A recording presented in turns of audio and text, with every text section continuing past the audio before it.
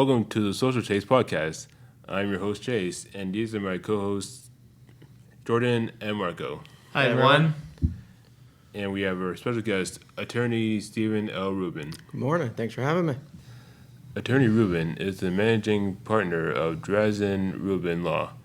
He has earned the prestigious title of Certified Elder Law Attorney from the National Elder Law Foundation, a testament to his commitment to serving our community's aging and vulnerable populations.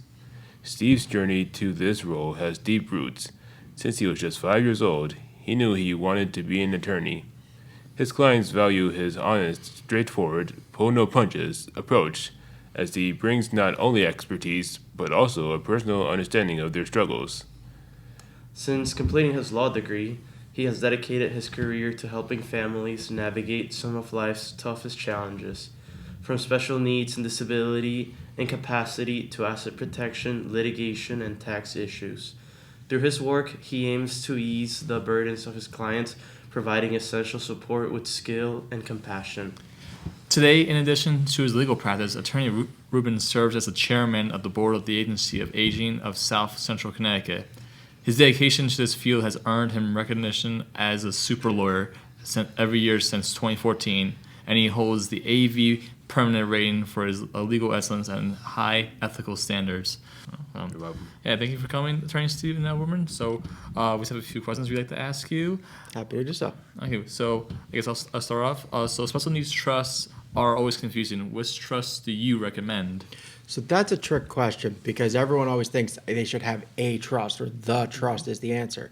Trusts actually fall into different categories depending on what we're trying to accomplish. So the correct trust is actually based on the individual and what their own needs are. So the best way to look at this is when we look in the special needs world, trusts fall into two categories, first party and third party. So first party money is your money. Right. You have it, you take it, you go to the bank, you do anything with it. Third party money is your parents' money. You're getting it from them. You're getting some sort of benefit from them. And when we're getting that type of money from somebody else, how it impacts things like whether we are on benefits or not on benefits can be huge. So what we want to do is figure out how to kind of prioritize what we're trying to accomplish. In most cases, we always want to start off with a third-party trust because we want that money to go in there because there's fewer restrictions around how that money has to be used. Whereas a first-party trust, there's a lot more restrictions because the state gets a lot more oversight on it. So in general speaking, I would always prefer to have a third party, but realistically, the right trust, or in some cases trust, because sometimes you need both, is dependent on the situation. Right. Oh, thank you for clarifying that. That makes a lot of sense. Absolutely. Yeah, I didn't know about that, but I mean, kind of like pivoting from that, what would you say is like one mistake often made in special needs planning beyond, choosing the right trust and everything? I think the largest mistake is paralysis by analysis. And it happens in both in special needs planning, but also in elder planning and every type of planning I do. We all kind of freeze up. We don't know when to start planning because when do I do this? Do I wait a little bit longer? I'm not really sure what I want to do with this. Or we get stuck on one little issue that blows everything out of proportion. The key is to actually start planning. It's never going to be a perfect plan because I live in the real world. The real world says whatever we do, we're going to make changes to this later on. But the lack of planning and failing to plan at all tends to be our biggest problem because we run into so many situations where now we've had a parent who might get sick themselves or pass away, and there's no planning whatsoever. Nobody knows what to do, and the entire family kind of just starts running around trying to figure it out. Yeah. So the biggest mistake is just not doing anything. Mm-hmm. Yeah. Inaction. Yeah. Absolutely. Inaction is a big problem. Yeah, I think just in life in general, like too many times.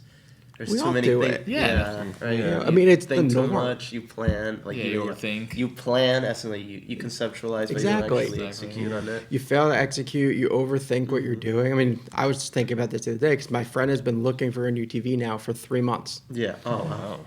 Why? Because what if I want this feature? What about this feature? Buy a TV. Be happy with what you've done. Yeah. You can always get something else in the future if you want to, but spending all that time and energy on it to look for the perfect television is the same exact problem. We just Yeah. get paralyzed and we overanalyze everything, and then we do nothing in the end. Yeah. We freeze up. Exactly, yeah. So I'm on the autism spectrum. So how would this affect me? So having a trust can have a number of different impacts depending on different things you have going on. So for example, if you're on the spectrum and you're receiving Social Security disability or SSI benefits, or if you're getting Medicaid benefits through the state, all of them have different sets of rules. Medicaid has an asset cap. You can't have more than $1,600. SSI has an asset cap of $2,000. So either program prohibits you from having too much money in the bank. Having those funds in a trust avoids it from being counted against you, so you won't lose your benefits while still staying in charge of everything. The other big advantage, especially with a third-party trust, is what happens when you pass away.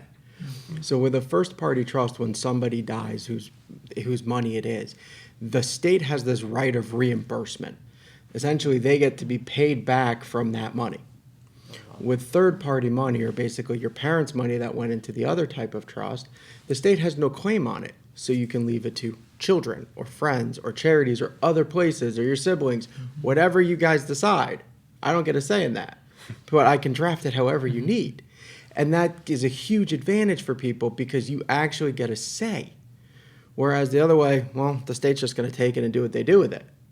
So you get a lot more control and you get more freedom and more flexibility, and we get more reporting requirements because with a trust, we can do basically anything, right? So I have a situation right now. I have a client, her siblings are going on vacation.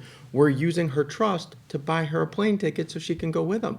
We're going to pay for a hotel room from the trust fund so she can be there, right? There's all these really cool things we can do, from paying rent or buying a house or buying a car if we need to, depending on the person's ability or need. So realistically, how does the trust not benefit you is kind of a broader question. It's because realistically, you can benefit in a million ways. We just need to figure out what makes most sense for you. So a trust is a really cool tool for that. It's probably one of my favorite tools for anyone to have overall, because it's just very powerful because you can draft it in a lot of creative ways and create uses for it. And there's a lot less restrictions. We don't have to worry about as much oversight. And I don't really need someone sitting over my shoulder every day telling me what I can and can't do. I mean, I kind of already have that. That's what happens when you get married. But, we don't really need it. So you want to basically just make sure that things are working in your direction, right? That you're getting the control. And that's the key. Oh, okay, that's nice. It's- Yes. Yeah, and even those trust had all those different applications you use them for plane tickets, rents, or any other Absolutely. daily life things you need. But that's very fascinating. Not only can a trust be used for rent or buying a plane ticket, buying the car, we could use it for small things like paying a cell phone bill, Oh, yeah. buying a cell phone, which today is just getting more and more expensive, buying computers. We can use it for whatever we need to as long as we create that flexibility in the trust when we create it. So it's all about how we put the language in. The language of the Yeah, trust the itself, key is yeah. figuring out what the best benefit for the individual is. I tend to lean on, I like as much flexibility in my trust as possible 100%. because I want to allow the person to also grow. Right? What you might need today is going to change tomorrow as society changes, as technology changes, as need changes. Yeah. So we try to create as much of that flexibility, and so we're not, oh my God, we can't do this new really cool thing because we didn't draft language for it. Yeah. We kind of incorporate future things in how we word it, so we can bring that in. And the way it becomes your money is like if you inherit money from somebody else. Yeah. Someone leaves you something, someone gives you a gift, they give you a large cash transaction, you work part-time and you've earned money, Yeah. and you're getting to that dollar limit at the bank, or you've gotten a larger chunk of funds, that money would prohibit you from getting benefits. Yeah, it takes away. Yeah. So by benefits, putting it in yeah. the trust, they can't count it against you. There's a federal law that says under 65, you can put as much money as you want into this Yeah. trust and they'll never count it. But there are some restrictions. Some of them are which are more Connecticut based than others. So it can only be used for your sole benefit, which is the same rule as the third party. But with a third party trust, we don't need permission to do any transactions. With a first party trust, the state has a tendency to want additional oversight.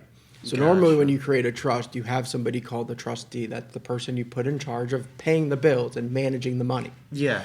Well, with the state, even though there's that trustee, they still want to be able to see a little bit more. With a first party trust, that trustee has to actually account to the state of Connecticut for how they spend every dollar. Okay, so they actually want to see like the receipts. They want to see the They want to receipts, see they the want to Makes see the sense. income, they want to see everything. Yeah. And larger transactions such as buying a condo, sometimes buying a car, there are the times where the state will say, we want to actually have oversight and have say on that. And we might want a judge to then get involved. Whereas with a third party trust, we don't need any of those provisions Yeah, at all. yeah. The state has no ability to review those transactions. They can't have the oversight. It's not their job.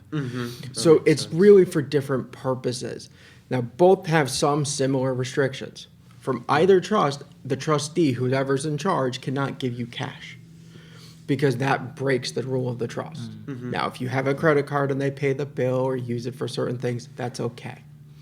But they can never actually give you direct cash. I see. Oh. It gets a little more complicated if you're on SSI as a benefit program, because SSI has this rule about how much money you can have outside. So it has this issue of what they call in-kind support and maintenance. And basically what that means is anything that's being used towards housing or food can reduce down your monthly benefit by 1/3. So if the trust is paying your rent, well, then we run into a situation where you may not qualify for the full benefit and you lose about $300. So that's where we have to look at the alternatives, and that's where first party and third party will matter, and sometimes where we have to bring in another type of account called an ABLE account. I've heard that. Me too. I'm glad, because ABLEs are underutilized. They're also wrongfully used sometimes, but they can be very underutilized as an account. Because an ABLE account is essentially a form of a first party account. Now it's restrictive in that you can only put a certain dollar figure in per year. And it's only to be used for that beneficiary, so similar rules to the trust, but the biggest cap is that dollar limit because you can only put in about $19,000 per year per person, whereas a trust is unlimited. Yeah. But the advantage to an ABLE, and what we kind of call our two-step in my office, is that the ABLE account will not count as a payment under the SSI rules. So Okay. we took that rent money, we went from the trust to the ABLE to pay the rent. Well, it doesn't reduce by the third. Yeah. This is where it also gets very technical. So one of the things that benefits you as an individual with autism or as an individual who needs one of these trusts is that you have to have a trustee who pays attention. Okay. That is the biggest thing. Is we got to find the right trustee. It's got to be someone who actually is willing to learn. It's not as simple as just writing checks, which is what most people want it to be. Yeah. That would be too easy. Definitely. You got to actually monitor all of these different rules and different programs because if you miss one, it can throw someone off benefits and create a giant mess for them. Yeah. The accidental cases. So you really have to like optimize and, as you said, kind of see like the on an individual circumstance because it may vary. Now, That goes to that whole thing I was saying earlier about planning. Sorry to interrupt, but planning. Because when people do a plan, a lot of times people think, well, my plan is I just need a trust. That Yeah. knowing we need a trust is the easiest part to figure out. Mm-hmm. Who's going to be put in charge of that trust? What powers we're going to give them and how? What oversight we're going to create? Because realistically, if our parents aren't here to handle that stuff for us, we need to make sure there's somebody who can, and they need to make Yeah. sure there's somebody who can. That there's somebody back there monitoring and making sure we're protected. So the key is that planning part. That's where most people get paralyzed is the whole concept of planning. It's like people think, I just need a trust, and then we sit down and it's like, well, here's 50 questions you haven't thought of Yeah. yet. Exactly. you Well, got- those are the things that matter that go into that trust that kind of make it work. Yeah. So essentially, planning has to comprise, really visualizing the future and all different possibilities And you never plan for Yeah. all of them, but Yeah. what you try to do is just figure out the people who are the right people to deal with those possibilities, the right people that you can trust to manage it and handle it, because the world's not predictable. I mean, we can predict a lot of things, but the Yeah. reality is, I always say I'm planning with a broken crystal ball Yeah. because I have no idea what's going to happen tomorrow. I wish I did. That's true. My investments portfolio would look a lot better. But, if you could predict all those things. But what we need to do is have someone who can maneuver and deal with those things so that they're ready for the problems and can handle them. Yeah, Yeah. makes a lot of sense. So, what is one mistake often made in special needs planning? So I think the biggest mistake we see in planning is just the failing to plan. Is that people are don't do it, that they get paralyzed. Like we were just talking about, that overthinking part. So I think that's really the key. Oh, okay, that makes sense. No, and I think I mean you essentially answered that question, but as far as having a specific,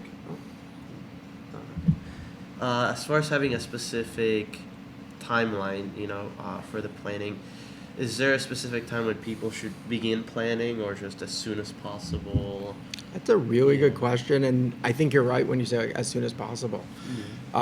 People always assume that they should wait for a certain event, or they have to. It has to be this thing that pushes the planning.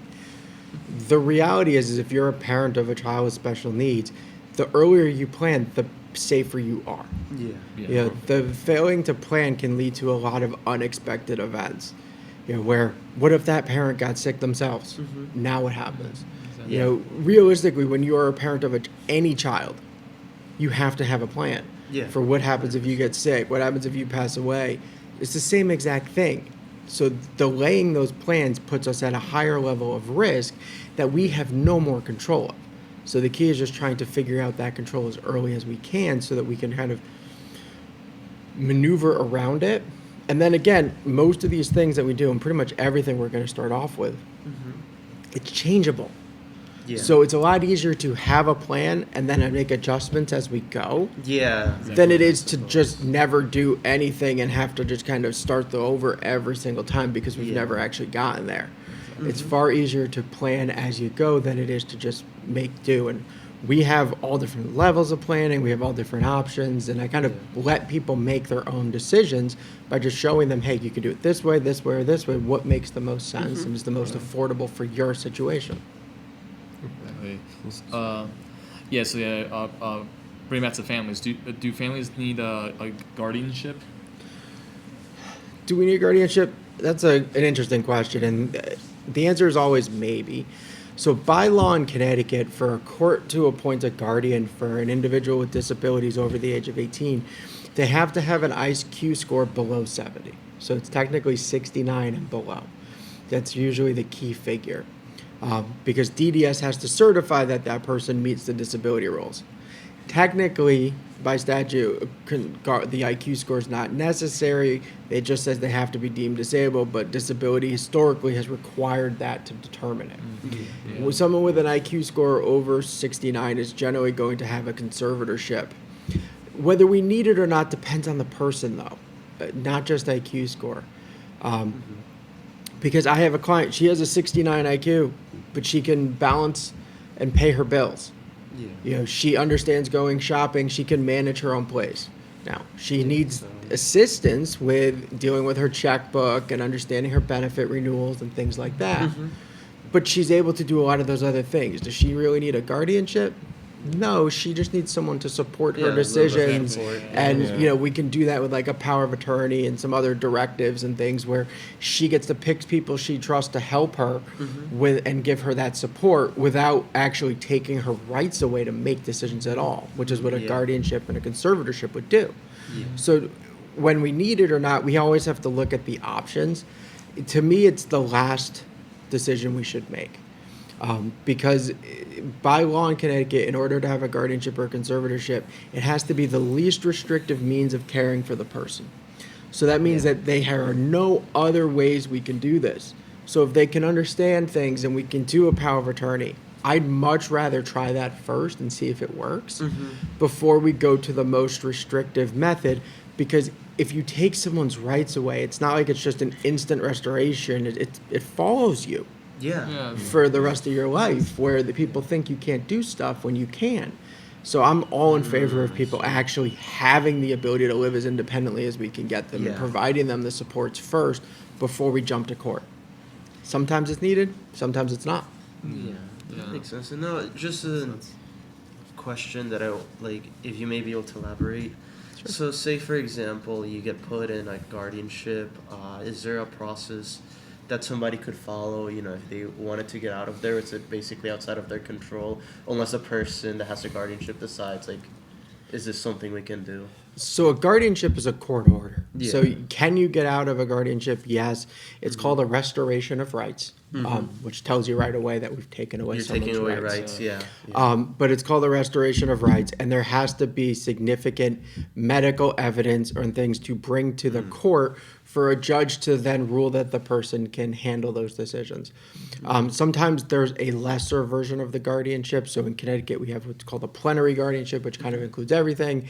And we have shorter versions, which might only include certain specific tasks. And we might go with a more limited form of the guardianship instead of a plenary. First, and then maybe after that, the judge can make a ruling as to whether or not they want to completely restore the rights. But is it possible? Absolutely. It's just work, and it's a Yeah, challenge. Exactly. Yeah. And that's the same thing for whether someone has a conservatorship when you're a child or an adult. It's the same exact process, but that process can be pretty significant and damning for a lot of people, and they get, it's scary to go to court for most people. I might enjoy it, but most people don't want to walk Yeah, into I a don't want to courtroom. deal with Oh, it. yeah. Right? I mean, Either. it's Lot not of something stress. you want to do. It's not fun. There's a Yeah. judge sitting there. You got a clerk. But, so I think a lot of people they struggle when they get there, even when they can do things, because it's an intimidation factor. Yeah. The whole thing, it's a pressure cooker, and you don't feel like yourself. So I'm always of the opinion, like, let's start easy. If we have to go there, we go there. And if we can do a restoration, we can.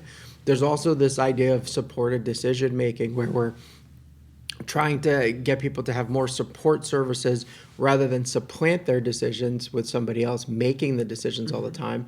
But there's somebody else who can kind of, help us and be part of the team in making these decisions, so we have supports rather than replacements. One really big thing I find that is never addressed in a guardianship or a conservatorship is this idea. It's called dignity of risk. Dignity of risk. So what dignity of risk is like, we all have our different risk factors of what we'd be willing to do or not willing to do, right? Would you be willing to jump out of an airplane? No, I wouldn't.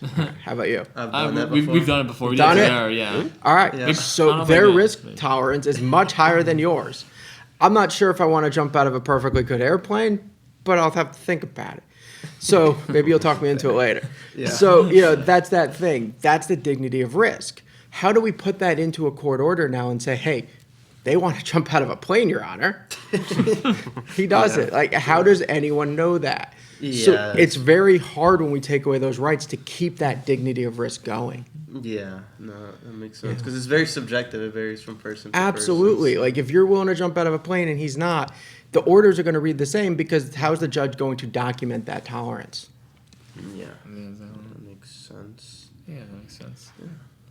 Chase, I believe you have one question. Yeah, I do have a Wanted to question. ask, One yeah. more.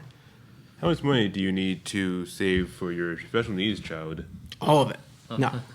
Yeah, everyone always wants to know, like, the exact dollar figure is, is it 10,000, 100,000, a million? There's no magic number. It all depends on the person's needs. What I always say to do is, like, let's figure out, okay, what do you spend on an average year on that person? What do they get from benefit programs that is already coming in that you don't have to spend that portion? Then let's add a little bit for interest and inflation cost. And that's our income goal. And what we want to do is we want to put enough principal or assets into the trust to create that income for that person for the rest of their life. That's the general way of looking at it. Because what we want to do is live off of the income, not the principal. So it's really about investment management, interest rates. There's all factors that go into it. But the more things we can do to live off of the income, the better off we are. Yeah. Because one thing that I won't assume, everyone assumes like the benefit programs we have now are going to be around forever. I wouldn't say that's a safe assumption. I'd say there's a chance for things to change. That's the real world. Yeah. Things have changed in the I think past. They we've could seen change in even, the like, future. in recent times. So I think I always say let's prepare for income production. That's the best way, and that's where like buying life insurance and other things that can just become a part of the trust, make it a lot less stressful for the parent too. Yeah, Yeah. because that's money that if something happens, it'll Yeah. be there. And we can Yeah, set it up. It's I regardless. kind of call it the funnel flow, but it basically allows like parents, grandparents, and anyone else in the family can actually put money into that trust Oh, okay. if we set it up correctly. flow. So there's all different ways of doing these things. Got it. Yeah. So there's never a magic number. It's just Yeah. that's kind of my background way of getting there. Yeah. Oh, okay. And I guess just something again as an additional bonus question that I myself am wondering is, You can ask it, but we don't have time. You could ask it, okay, and you can wrap it up, say thank you for coming. okay. So Very informative. yeah. It's like I just Yeah. wanted to elaborate because I thought like something we were working with Chase. I didn't work to do it. So Okay, go ahead, you guys okay. ask a question. Yeah. Sounds good. So, how does this entire process of having the trusts and trying to maintain benefits, how does this impact retirement planning? So, for example, opening something like a 401k or a Roth IRA, is that something that it restricts people from doing, or is that something that there's specifically the Roth? I would say, is that something that they're still able to do? So the answer depends on the program. It's Okay. not a one-shot thing. There is a Medicaid program called Medicaid for Working Disabled, which actually encourages you to put money into retirement planning, like 401ks or IRAs. Gotcha. With that program, you're allowed to put in as much money as you can per year into your retirement accounts because that's what they want. Yeah. With other programs, traditional Medicaid or Social Security insurance, SSI, retirement accounts count towards that $1,600 asset limit. They're not exempt, or the $2,000 asset limit for SSI. So it really matters what you're on to determine whether you should be setting one up or not, or how it's going to operate. Got it. I would hope in the future that we do change that because I think we should encourage people to do that. Yeah. It's a good thing for everyone to learn to do, period. But right now, the way the rules are, unless you're on that one program, it's an issue.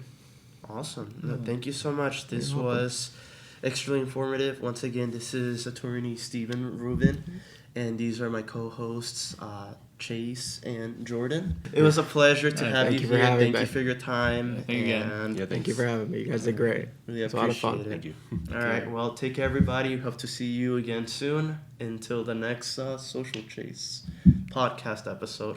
Right? Yep. All right. Yeah, you Yeah. Take care, you guys. Bye. Thank you.